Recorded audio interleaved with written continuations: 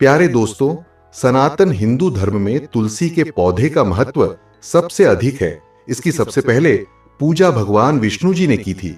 श्री हरि कहते हैं, जिस प्रकार देवी लक्ष्मी से वैकुंठ को ऐश्वर्य प्राप्त है, उसी प्रकार वैकुंठ में तुलसी के कारण ही पवित्रता प्राप्त है।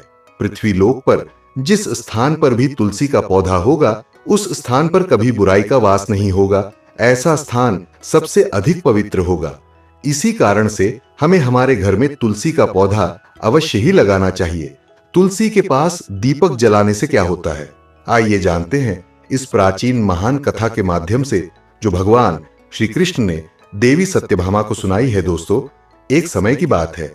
देवी सत्यभामा भगवान श्री कृष्ण के पास आकर उनसे पूछने लगी, हे स्वामी, आपने मुझे तुलसी के पौधे को जल देने का महात्म्य सुना दिया है, लेकिन तुलसी के पास दीपक जलाने का क्या महात्म्य है? रोज शाम को तुलसी के पास दीपक क्यों जलाया जाता है?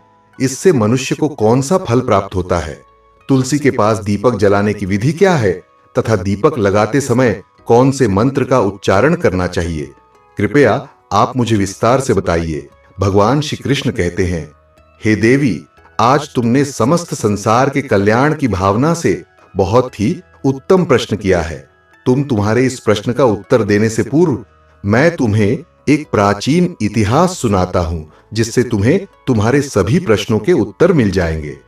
शाम को तुलसी के पास दीपक जलाने से जो फल मिलता है, उसी का वर्णन मैं इस कथा में करूंगा। इसीलिए तुम इस कथा को ध्यान पूर्वक सुनना। इस कथा को ध्यान से पूरा सुनने मात्र से ही मनुष्य को 100 वर्षों तक तुलसी के पास दीपक जलाने का पुण्य प्राप्त होता है। देवी सत्यभामा कहती है, हे प्रभु, मैं कथा को सुनने के लिए उत्सुक हूं। कृपया आप इस कथा को मुझे सुनाइए। मैं इस कथा को ध्यान पूर्वक सुनूंगी। तब भगवान श्री कृष्ण देवी सत्यभामा को वह कथा सुनाने लगते हैं। हे देवी, पूर्व काल की बात है। दक्षिण दिशा में तुंगभद्रा नाम की एक बहुत बड़ी नदी है। उसी नदी के किनारे हरिहरपुर नाम का एक अत्यंत सुंदर नगर बसा हुआ है। उसी नगर में हरि दीक्षित नाम के एक ब्राह्मण निवास करते थे। वे अत्यंत गुणवान, चरित्रवान, धर्म कार्य करने वाले तथा वेदों के मार्ग पर चलने वाले थे। उन्होंने समस्त शास्त्रों का अध्ययन किया हुआ था। उसी ब्राह्मण की एक पत्नी थी, जिसे लोग दुराचार कहकर पुकारते थे, क्योंकि उसके कर्म ही उसके नाम के अनुसार थे। वह सदैव ही अपने पति को अपमानित करती थी। अपने पति के लिए कुआ चे कहती थी। पति को भयंकर दुख देती थी। पति के लिए कभी भोजन नहीं बनाती थी। उसने अपने पति के साथ कभी शयन नहीं किया, कभी उसके साथ प्रेम से व्यवहार नहीं किया। पति के मित्र और परिवार के लोग घर पर आते तो वह स्त्री उनको अपमानित करके भगा देती थी और स्वयं काम भाव से उन्मत्त होकर निरंतर अन्य व्यभिचारिणी स्त्रियों के साथ घूमती रहती थी। उसका मन पति को छोड़कर पराये पुरुषों में लगा रहता था। उसने कभी अपने पति से प्रेम पूर्वक बात नहीं की, किंतु पराये सुंदर पुरुषों के संग बैठकर बातें करती थी। पराये पुरुषों को मोहित करने के लिए सज धज कर गांव में घूमने जाया करती थी। कभी वह वन में किसी वृक्ष के नीचे खड़ी रहकर सुंदर पुरुषों की राह देखती और किसी दुष्ट पुरुष को मोहित करके उसके संग भोग विलास किया करती थी। एक दिन हरि दीक्षित ने अपनी पत्नी से कहा, हे भद्रे, तुम्हारा यह आचरण उचित नहीं है। इस प्रकार से पाप करने पर तुम्हारा अहित ही होगा। इसीलिए तुम अभी से यह सब बुरे काम करना छोड़ दो। तुम्हारे इस प्रकार के व्यवहार से मुझे बड़ा दुख हो रहा है। तब उस दुराचार स्त्री ने कहा, न जाने किस पाप के कारण मेरा तुझ जैसे भिख मंगे के साथ विवाह हुआ है। लगता है पिछले जन्म में मैंने पाप ही किए होंगे। इसी कारण से मुझे ऐसा गरीब पति मिला है। तू मेरी कोई भी इच्छा को पूर्ण नहीं कर सकता। मुझे विवशता के कारण तेरी इस झोपड़ी में रहना पड़ता है। भिक्षा मिलाया हुआ भोजन खाना पड़ता है।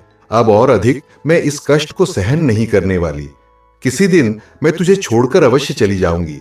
तेरे साथ रहूंगी तो इस जन्म में भी मेरे द्वारा पाप ही होंगे। इसीलिए अब मैं किसी अन्य धनवान पुरुष से विवाह करूंगी। हरि दीक्षित ने अपनी पत्नी से कहा, हे प्रिय, तुम इस प्रकार के अपशब्द ना कहो। इस प्रकार से अपने पति को त्यागने का विचार मन से छोड़ दो। जो स्त्री अपने पति को त्याग कर पराए पुरुष के पास जाती है उसका अहित ही होता है, उसे नरक में जाना पड़ता है। उस दुराचारी पत्नी ने कहा, नरक में तुम्हें जाना पड़ेगा, क्योंकि तुम कोई काम धंधा तो करते नहीं, भीख मांगकर खाते हो और मुझे भी झूठ खिलाते हो। पत्नी को दुखी और असंतुष्ट रखने वाला पति भी नरक में ही जाता है, और तुम्हारा घर कोई नरक की सजा से कम नहीं है। तुम्हारे साथ इस घर में रहने से अच्छा है मैं नरक में जाकर रहूं। इस प्रकार उस हरि दीक्षित की पत्नी ने अनेक प्रकार के कटु वचनों से अपने पति का अनादर किया और उसे अपमानित किया। श्री कृष्ण कहते हैं, हे देवी, जो स्त्री अपने पति का अनादर करती है, जो अपने पति का अपमान करती है, उसके घर में दुर्भाग्य ही आता है। पति को छोड़कर पराये पुरुष के पास जाने वाली स्त्री को नरक में दंड अवश्य ही भोगना पड़ता है। अब आगे सुनो, उस दुराचार स्त्री के साथ क्या होता है। एक दिन वह दुराचार स्त्री वन में जाकर एक वृक्ष के नीचे खड़ी हो गई। उसका चित्त काम से भरा हुआ था। वह किसी सुंदर कामी पुरुष की राह देख रही थी, किंतु बहुत समय बीतने के बाद भी उस स्थान पर कोई पुरुष नहीं आया। इसीलिए वह अत्यंत दुखी हो गई और प्रियतम की खोज में इधर उधर देखने लगी। उस दिन उसका सारा परिश्रम व्यर्थ हो गया। वह वहां खड़ी होकर वह नाना प्रकार की बातें कहकर विलाप करने लगी। हाय हाय, आज तो इस मार्ग से कोई भी सुंदर पुरुष नहीं आया। अब मैं कैसे अपनी काम शांति करूं? आज की रात कैसे बीतेगी? कौन मेरे इस सुंदर शरीर का उपभोग करेगा? मेरी जवानी और सुंदरता तो अकारण ही नष्ट हो रही है। कोई भी इस सुंदर शरीर को पाने की कामना नहीं करता। अब मैं कहां जाऊं? कौन मुझे अपनाए? कौन मेरे साथ भोग विलास करेगा? मेरा पति तो मूर्ख है, किंतु अब ऐसा लगता है कि संसार ही मूर्ख पुरुषों से भरा पड़ा है। कोई भी इतनी सुंदर स्त्री को पाने की कामना नहीं कर रहा है। मैं तो इतनी सुंदर हूं कि देवता भी मुझे पाने की इच्छा करेंगे। लेकिन यह संसार तो पापी और तुच्छ पुरुषों से भरा पड़ा है, जो मुझ अप्सरा जैसी सुंदर स्त्री को दुर्लक्ष्य कर रहा है। हे भगवान, कोई सुंदर, बलवान और पराक्रमी नर हो तो उसे मेरे पास भेजिए। चाहे वह मेरा भक्षण भी कर लेगा तो भी मैं प्रसन्नता से उसका आलिंगन कर लूंगी। भगवान श्री कृष्ण कहते हैं, हे देवी, इस प्रकार से वह स्त्री जोर जोर से विलाप करने लगी। उसी जंगल में एक भयानक बाघ निवास करता था। उस पापिनी स्त्री की आवाज सुनकर वह जाग गया और उछलकर उस स्त्री का भक्षण करने के लिए उसके पास आ गया। उस बाघ का नाम था ध्वंस। ध्वंस का रूप अत्यंत भयानक था। उसका शरीर काले और नारंगी धारियों से युक्त था, जो जंगल की छाया में घुल मिल जाता था। उसकी आंखें अंगारे की तरह लाल थीं, जो अंधेरे में भी चमकती थी। उसके जबड़े से लंबे तीक्ष्ण दांत बाहर निकले हुए थे, जो किसी भी जीव को चीरने के लिए पर्याप्त थे। उसकी गहरी गर्जना पूरे वन में गूंजती थी, जिससे आसपास के जीव कांप उठते थे। ध्वंस की लंबी मजबूत पूंछ उसकी ताकत का प्रतीक थी। वह अपनी मांसल बलिष्ठ टांगों से जंगल में तेजी से दौड़ सकता था। ध्वंस का पूरा शरीर शक्तिशाली मांसपेशियों से भरा हुआ था, जिससे वह एक ही झपट्टा में अपने शिकार को धराशायी कर सकता था। उसकी नाक से बार बार गर्म सांसें निकलती, मानो वह हर पल अपने अगले शिकार की तलाश में हो। ध्वंस का एकमात्र लक्ष्य उन पापी और दुराचारी लोगों का भक्षण करना था, जिन्हें उसकी नियति ने उसे सौंपा था। उस भयंकर बाघ को अपने सामने खड़ा हुआ देखकर उस स्त्री के पसीने छूटने लगे। वह भय से थरथर कांपने लगी। वह स्त्री कुछ करती, इतने में ही उस बाघ ने अपने पंजे से उसे घायल कर दिया और वह स्त्री जमीन पर गिर पड़ी। जमीन पर गिरते ही वह स्त्री चिल्लाते हुए बोली, अरे बाघ, तू किस लिए यहाँ पर आया है? मुझे क्यों मार रहा है? मैं यहाँ पर अपने प्रियतम को खोज रही थी। तू मुझे छोड़ दे। मेरा भक्षण करके तुझे क्या मिलेगा? उस स्त्री की यह बात सुनकर वह भयानक बाघ क्षण भर के लिए रुक गया और हंसते हुए बोला, हे दुष्टा, आज विधाता ने तुझे मेरा ग्रास नियुक्त किया है। तुझ जैसी पापिनी स्त्रियों का भक्षण करना ही मेरा काम है। तभी मुझे इस शरीर से मुक्ति मिलेगी। वह स्त्री कहने लगी, हे बाघ, तुम कौन हो? मुझे सच सच बताओ, तुम्हें किस कारण से बाघ होना पड़ा और तुम मुझ जैसी स्त्रियों का भक्षण क्यों करते हो? पहले मुझे सारी बात बताओ और फिर मेरा भक्षण करो। फिर ध्वंस नाम का वो बाघ कहने लगा, हे पापिनी, मैं तुम्हें मेरे पूर्व जन्म का वृतांत सुनाता हूं कि किस कारण से मुझे बाघ होना पड़ा। पूर्व काल में दक्षिण देश में अमलापाहा नाम की एक पवित्र नदी बहती थी। उसी नदी के तट पर मुनि प्रणा नाम की एक नगरी बसी हुई थी। यह नगरी अपने सुंदर मंदिरों, शांत वातावरण और धार्मिक अनुष्ठानों के लिए प्रसिद्ध थी। वहां एक ब्राह्मण का परिवार निवास करता था। मैं उस परिवार में जन्मा था। मेरा नाम वेदानंद था। मेरे पिता एक आदर्श ब्राह्मण थे जो यज्ञ, हवन और धार्मिक अनुष्ठानों का पालन करते थे। उस बाघ ने आगे कहा, हे स्त्री, मैंने अपनी किशोरावस्था में वेदों का अध्ययन किया और यज्ञ आदि धार्मिक कार्यों में पारंगत हो गया। लेकिन जैसे जैसे मैं बड़ा हुआ, मेरे मन में धन का लोभ बढ़ता गया। अनेक यज्ञों का आयोजन किया, लेकिन वे यज्ञ धार्मिक उद्देश्य से नहीं बल्कि धन सह के थे। मैं पापियों के था जो धर्म थे और ऊके भोजन करता था। मैंने धन के लोभ में उनके अनंत कार्यों का समर्थन भी किया। धर्म के मार्ग भटकते हुए मैंने उन वस्तुओं का दंभिस्कार किया जिन्हें ब्राह्मण नहीं लेना चाहिए। मेरा मन इतना लोभ हो गया था कि मैं बहाने दूसरों से धनता और फिर उभी वापस नहीं करता। मैंने अनेक प्रकार के छल कपट किए और इस प्रकार पाप करते हुए कई वर्ष बीत गए। समय के साथ मेरा शरीर कमजोर हो गया, बाल सफेद हो गए, आंखें धुंधली हो गईं और मुंह के दांत गिर गए। परंतु धन का लोभ अब भी मेरे मन से नहीं गया और मैं पाप करता रहा। उस बाघ ने अपने दुख भरे स्वर में आगे कहा, एक दिन धन के लालच में मैं फिर से नदी के किनारे गया। वहां मैंने अन्य धूर्त ब्राह्मणों के साथ मिलकर लोगों को ठगा। हम सभी ने झूठे मंत्रों का उच्चारण किया और बिना विधि विधान के ही देवी देवताओं का पूजन किया। इसका उद्देश्य केवल अधिक से अधिक धन दान में प्राप्त करना था। हमने लोगों को धर्म के नाम पर धोखा दिया। उस दिन मैंने काफी धन एकत्र किया, लेकिन उसी समय मेरे साथ एक भयानक घटना घटी। मैं उसी दिन नदी के तट पर बैठा हुआ था, तभी एक बीमार और भटकता हुआ कुत्ता मेरे पास आया। मैंने उसे धुतकार कर भगा दिया, लेकिन वह क्रोध में आकर मेरे पैर में काट बैठा। मैं मूर्छित होकर वहीं गिर पड़ा। उसी क्षण मेरे प्राण निकल गए। मेरी मृत्यु के बाद यम के 2 दूत प्रकट हुए। वे काले और भयानक रूप वाले थे और उनके हाथों में जंजीरें थी। उन्होंने मुझे पकड़ लिया और यमपुरी की ओर ले गए। यमपुरी में मुझे यमराज के सामने खड़ा किया गया। यमराज ने अपने दिव्य सिंहासन से चित्रगुप्त को आदेश दिया कि वे मेरे कर्मों का लेखा जोखा प्रस्तुत करें। चित्रगुप्त ने बड़े ही गंभीर स्वर में कहा, हे धर्मराज, यह ब्राह्मण जिसका नाम वेदानंद था ने अपने जीवन में घोर पाप किए हैं। इसने धर्म के नाम पर लोगों को ठगा, झूठे मंत्रों का उच्चारण कर यज्ञ किए और भगवान का अपमान किया। यह धन के लालच में धर्म से दूर हो गया। इसने कभी भी धर्म का पालन नहीं किया, इसीलिए यह पापी ब्राह्मण नरक जाने के योग्य है। फिर यमराज ने अपने दूतों को आदेश दिया, इस पापी को नरक की अग्नि में डाल दो, यह वहां जाकर अपने कर्मों का फल भोगे। इसके बाद मुझे नरक की भयंकर अग्नि में डाल दिया गया। वर्षों तक मैंने वहां की यंत्रणा सहन की। मेरी आत्मा को भयंकर पीड़ा सहनी पड़ी। अनेक वर्षों की सजा के बाद मेरे पापों के कारण मुझे बाघ का शरीर प्राप्त हुआ और मैं इस दुर्गम वन में निवास करने लगा।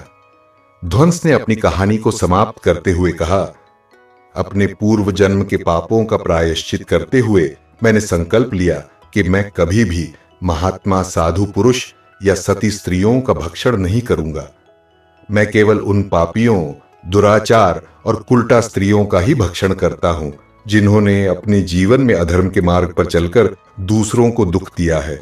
मुझे विश्वास है कि ऐसा करने से मुझे मेरे पापों से मुक्ति मिलेगी और मैं इस शरीर से जल्द ही मुक्त हो जाऊंगा।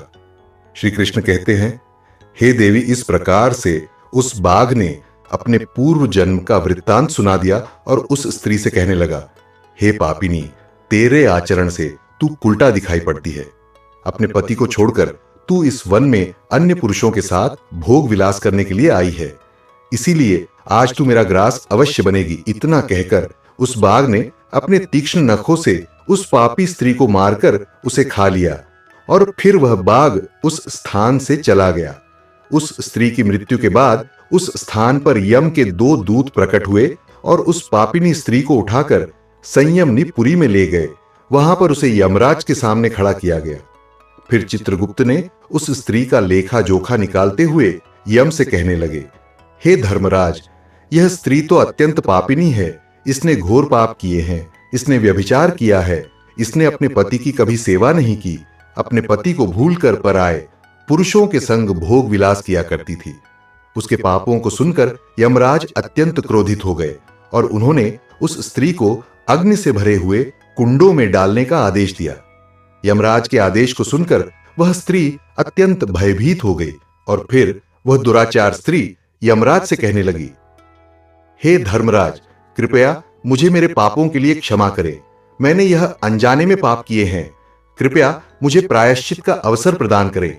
यमराज कहते हैं, हे स्त्री, तुमने जो पाप किए हैं वे निंदनीय हैं।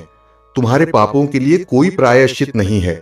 जो स्त्री अपने पति का त्याग करती है, अपने पति को छोड़कर पराये पुरुष के संग विहार करती है, उसे निश्चित ही नरक में जाना पड़ता है। इसीलिए अब तुम्हें नरक की यातनाएं भोगनी ही पड़ेगी। फिर यमराज ने अपने दूतों से कहा, हे दूतों, इस पापी स्त्री को ले जाओ और इसे भयंकर नरकों में डाल दो। यह उसी के योग्य है। फिर यम के दूत उस स्त्री को नरक में ले जाते हैं। फिर अनेक वर्षों तक उसे जलते हुए तेल के कुंड में पकाया गया। फिर उसे निकालकर ररव नामक नरक में डाल दिया गया। इस प्रकार से उसे अनेक वर्षों तक अलग अलग नरकों में डाला गया। नरक में कष्ट भोगने के बाद वह महापापिनी स्त्री पुनः पृथ्वी लोक पर आकर चांडा के रूप में उत्पन्न हुई। चांडाल के घर में जन्म लेकर वह फिर से अनेक पाप करने लगी, व्यभिचार करने लगी, अनेक पापी पुरुषों के संग विहार करने लगी। फिर कुछ समय बाद पूर्व जन्म के पापों के कारण उसे कोढ़ का रोग हो गया और वह भयानक पीड़ा सहन करने लगी। उसका अंगंग जलने लगा। उसके नेत्रों में पीड़ा होने लगी। इस दुख को सहन करती हुई वह दिन बिताने लगी। फिर एक दिन वह तीर्थ में स्नान करने के उद्देश्य से अंतपुर में चली गई। वहां पर वह एक आश्रम के बाहर निवास करने लगी। उस आश्रम में एक तुलसी का पौधा था। अन्य स्त्रियों को वहां पर तुलसी के पास दीपक जलाते हुए देखकर उस पापी स्त्री को बड़ा आश्चर्य हुआ। फिर एक दिन वहां पर निवास करने वाले एक साधु से उस स्त्री ने पूछा, हे साधु महाराज, ये कौन सा पौधा है और ये स्त्रियां इसके नीचे दीपक क्यों जला रही हैं? तब उस साधु ने कहा, हे कल्याणी, यह अत्यंत पवित्र तुलसी का पौधा है। इसके दर्शन करने मात्र से ही संकटों का नाश होता है। इस तुलसी को जल देने से देवी देवताओं की कृपा प्राप्त होती है तथा इस पवित्र पौधे के पास दीपक जलाने से समस्त पाप नष्ट होते हैं। उस साधु की बात सुनकर उस स्त्री को बड़ी प्रसन्नता हुई और उसने साधु से कहा, हे साधु महाराज, यदि कोई अत्यंत पापिनी स्त्री भी इसके पास दीपक जलाएगी तो उसके पाप नष्ट होंगे। क्या वह साधु कहते हैं? हे पुत्री, यह सत्य है। यदि किसी स्त्री ने घोर पाप भी किए हो तब भी उसके पाप नष्ट होते हैं। उसके सभी जन्मों के पाप भी तुलसी के पास दीपक जलाने से नष्ट होते हैं। किंतु हे पुत्री, तुम कौन हो और किस कारण से यह प्रश्न पूछ रही हो? वह स्त्री कहती है, हे साधु महाराज, मैं महापापिनी हूं। मैंने व्यभिचार किया है तथा अनेक प्रकार के पाप किए हैं। मेरे पापों के कारण ही मेरी ऐसी दुर्दशा हुई है। कृपया मुझे पापों से मुक्ति का उपाय बताइए। साधु कहते हैं, हे पुत्री, अब से तुम नित्य इस तुलसी के पास दीपक जलाओ। तुम्हारे समस्त पाप और दोष समाप्त हो जाएंगे। उस साधु की बात सुनकर उस पापी स्त्री ने भी वही किया। उसने तुलसी के पौधे के पास एक दीपक जला दिया। इस प्रकार से वह स्त्री नित्य उसी स्थान पर तुलसी के पास दीपक जलाने लगी। फिर एक दिन वह स्त्री शाम के समय तुलसी के पास दीपक जलाने लगी तो उसी समय उसकी हृदय फटने से उसकी मृत्यु हो गई और वह वहीं जमीन पर पड़ी रही। फिर यमराज के दो दूत उस स्त्री को यमलोक ले जाने के लिए उस स्थान पर प्रकट हुए। जैसे ही यम के दूत उस पापी स्त्री को पाश में बांधकर ले जाने लगे, भगवान विष्णु के दो पार्षद उस स्थान पर प्रकट हुए। वे दिव्य पार्षद अत्यंत तेजस्वी और दिव्य आभा से युक्त थे। उनके शरीर से स्वर्णिम प्रकाश की किरणें निकल रही थी जो चारों ओर का अंधकार दूर कर देती थी। उनका रूप इतना मोहक और दिव्य था कि उन्हें देखकर किसी का भी मन श्रद्धा से भर जाता। उनके चेहरे पर शांत मुस्कान थी जो अपार करुणा और दया का प्रतीक थी। उनके वस्त्र रत्न जड़ित और रेशमी थे जो नीले और सुनहरे रंग में चमक रहे थे, मानो स्वयं वैकुंठ का सौंदर्य उनके व्यक्तित्व में समाया हो। उनके कानों में सुनहरे कुंडल झूल रहे थे, जिनसे दिव्य संगीत की ध्वनि प्रतीत होती थी। उनके माथे पर तिलक और चमकती हुई बिंदी थी, जो उनके दिव्यता का सूचक थी। वे दोनों विशाल कद और बलिष्ठ थे।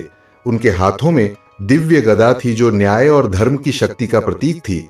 वे उस स्त्री को अपने दिव्य स्पर्श से मुक्ति का आश्वासन देने आए थे, जिससे उसके सभी पाप नष्ट हो सके और उसे स्वर्ग की यात्रा का अधिकारी बना सके। उन पार्षदों ने यमराज के दूतों को रोक लिया और कहने लगे, हे यमदूतों, इस स्त्री को तुम छोड़ दो। यह स्त्री नरक जाने के योग्य नहीं है। तुम किसके आदेश से ऐसा अधर्म कर रहे हो?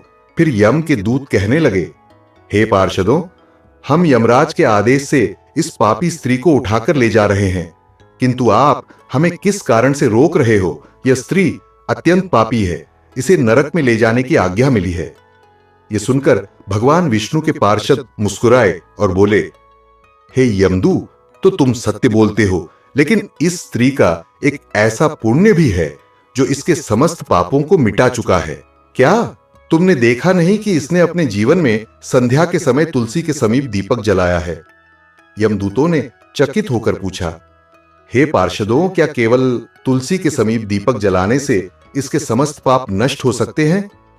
भगवान विष्णु के पार्षदों ने गहन दृष्टि से यमदूतों की ओर देखा और समझाया, तुम इस बात को नहीं समझते।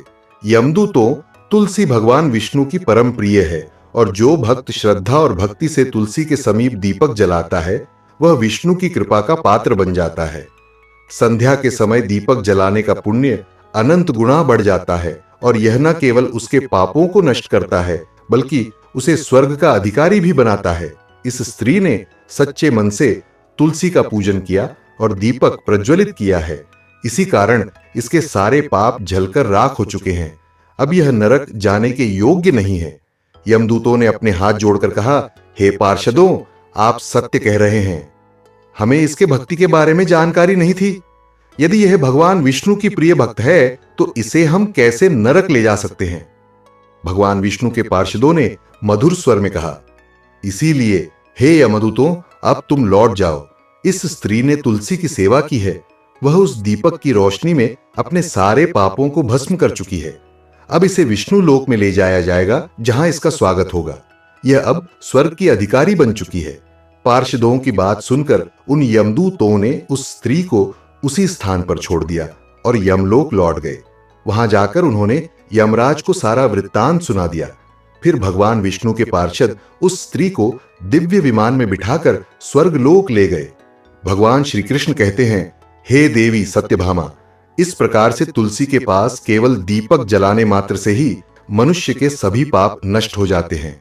जो स्त्री नित्य शाम को तुलसी के पास दीपक जलाती है, वह सौभाग्यशाली बनती है। उसके पूर्व जन्मों के सभी पाप नष्ट हो जाते हैं। उसे सुख समृद्धि की प्राप्ति होती है।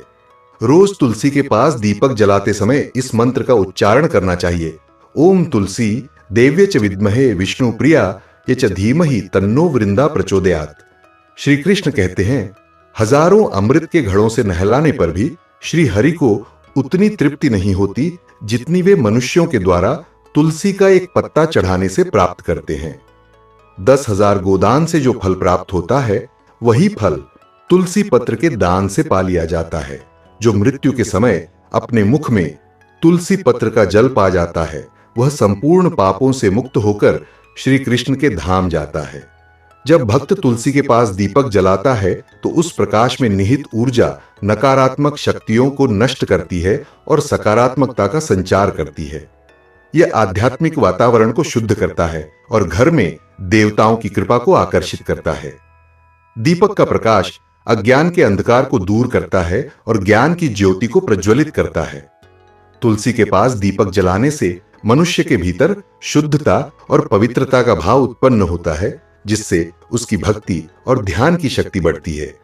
यह मान्यता है कि जब व्यक्ति तुलसी के पास दीपक जलाकर उसकी आरती करता है, तो भगवान विष्णु का ध्यान अधिक सरलता से प्राप्त होता है। यह साधक के मन को स्थिर और शांति की ओर ले जाता है, जिससे ध्यान में एकाग्रता बढ़ती है। तुलसी के पास दीपक जलाने का अनुष्ठान सूर्यास्त के समय करना अत्यंत शुभ माना जाता है। इस समय दीपक जलाकर तुलसी माता की आरती की जाती है और भगवान विष्णु का स्मरण किया जाता है। इसे करने से विशेष पुण्य प्राप्त होता है। प्रतिदिन संध्या समय में तुलसी के पास दीपक जलाते समय ओम नमो भगवते वासुदेवाय मंत्र का जाप करना चाहिए। यह मंत्र घर की नकारात्मकता को दूर करता है और भगवान विष्णु की कृपा प्राप्त करता है। तुलसी के पास घी या तिल के तेल का दीपक जलाना शुभ होता है। घी का दीपक अधिक पवित्र माना जाता है, लेकिन यदि संभव ना हो तो तिल के तेल का दीपक भी जलाया जा सकता है। तिल के तेल का दीपक नकारात्मक ऊर्जा होने में सहायक होता है। ऐसा कहा गया है कि जो भक्त प्रतिदिन तुलसी के पास दीपक जलाता है उसे 7 जन्मों तक पुण्य मिलता है और वह कभी भी दरिद्रता का सामना नहीं करता। उसके घर परिवार में हमेशा सुख शांति और खुशहाली बनी रहती है। धार्मिक ग्रंथों में वर्णित है कि तुलसी के पास दीपक जलाने से पितृदोष, गृहदोष और काल सर्प दोष जैसी बाधाएं भी दूर हो सकती हैं। इस उपाय से घर में नकारात्मक ऊर्जा का नाश होता है और सकारात्मक ऊर्जा का संचार होता है। तुलसी के पास दीपक जलाने से आत्मा की शुद्धि होती है और यह जन्मांतर के पापों का नाश करता है। इससे आत्मा को शांति मिलती है और व्यक्ति को सद्गति प्राप्त होती है। यह भी कहा गया है कि यदि कोई व्यक्ति जीवन के अंतिम दिनों में तुलसी के पास दीपक जलाकर भगवान का स्मरण करता है तो उसे मृत्यु के बाद यमदूतों का भय नहीं रहता और उसे सीधे भगवान के धाम में स्थान मिलता है। तुलसी के पास दीपक जलाने से देवी लक्ष्मी का आशीर्वाद मिलता है, जिससे वो के जीवन में कभी आर्थिक संकट नहीं आता और हमेशा समृद्धि का वास रहता है।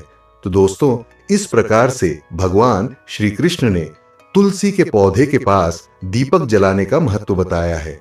जानकारी अच्छी लगी तो वीडियो को लाइक जरूर करें। कमेंट में जय श्री कृष्ण, जय मां तुलसी जरूर लिखें। साथ ही चैनल को सब्सक्राइब करें। आप सभी का धन्यवाद।